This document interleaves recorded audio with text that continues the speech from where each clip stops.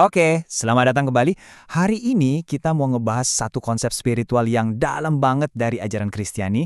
Apa sih artinya punya hati yang murni itu? Semuanya ini ya, intinya tuh ada di satu janji yang luar biasa kuat dari ucapan bahagia, berbahagialah orang yang suci hatinya, karena mereka akan melihat Allah. Nah, ini fondasi dari semua yang bakal kita bedah bareng-bareng.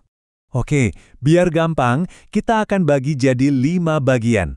Kita mulai dari panggilannya, terus kita definisikan apa itu hati dan roh.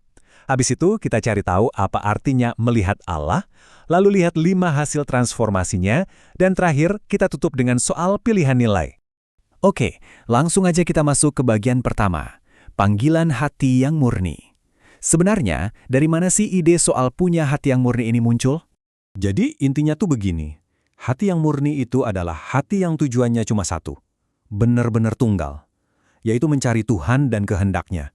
Nggak ada campuran motif-motif lain, nggak ada agenda tersembunyi, murni. Nah, buat ngerti soal tujuan tunggal ini, kita perlu paham bedanya dua hal yang sering banget disebut hati dan roh. Emang apa bedanya? Nah, ini dia yang menarik banget. Ada pembedaan yang krusial di sini. Roh kita itu diibaratkan sebagai organ yang menerima. Tapi hati kita itu adalah tanahnya. Tanah subur tempat benih kehidupan itu bisa tumbuh.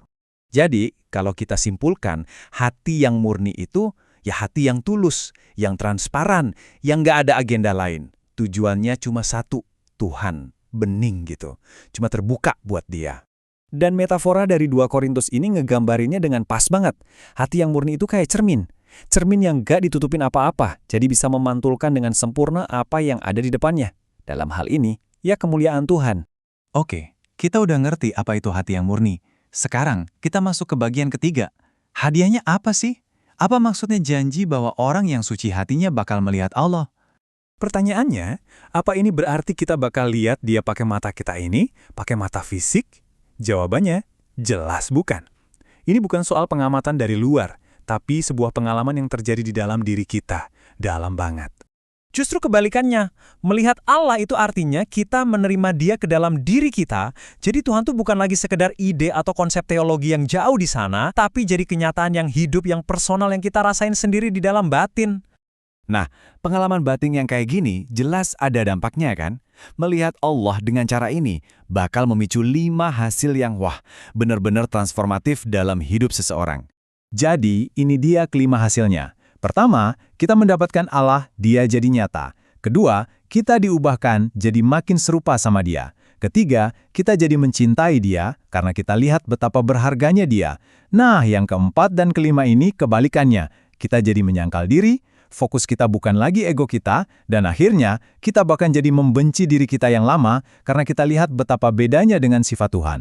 Pengalamannya Ayub ini pas banget buat ngegambarin perubahan ini. Dia bilang, dulu aku cuma dengar-dengar aja tentang engkau, tapi sekarang mataku sendiri yang melihat engkau. Wah, itu pergeseran dari cuma tahu jadi benar-benar ngalamin, dan itu mengubah segalanya. Semua proses transformasi ini ujung-ujungnya ngebawa kita ke bagian terakhir soal pilihan nilai. Mau nggak mau, kita jadi harus ngeevaluasi ulang apa sih yang benar-benar berharga dalam hidup ini. Di sini kita lihat perspektif Rasul Paulus. Dia bilang semua pencapaiannya di dunia, semua yang dulu dia banggakan, itu semua dianggap sampah kalau dibandingin sama pengenalan akan Kristus. Jadi, poin utamanya itu kontras yang tajam banget ini. Di satu sisi ada Tuhan yang dilihat sebagai mustika paling berharga. Di sisi lain ada hal-hal duniawi yang nilainya jadi kayak sampah. Beda kelas gitu. Nah, ini semua akhirnya balik lagi ke kita masing-masing ya. Ada satu pertanyaan buat direnungkan. Setelah ngelihat kontras ini, hati kita ini sebenarnya lagi ngejar apa sih?